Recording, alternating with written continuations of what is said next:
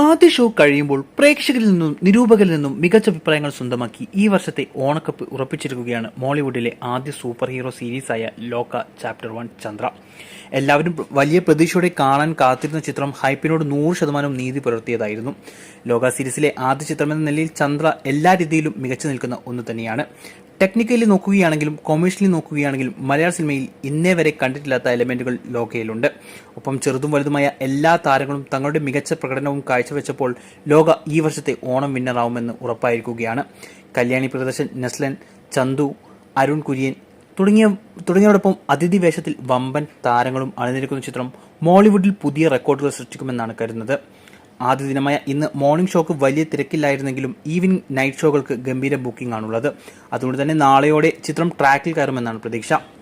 കുടുംബ പ്രേക്ഷകർക്കും യുവ പ്രേക്ഷകർക്കും ഒരുപോലെ ഈ ഓണം അവധിക്കാലത്ത് തിയേറ്ററിൽ പോയി കാണാനുള്ളതെല്ലാം ലോകയിലുണ്ട്.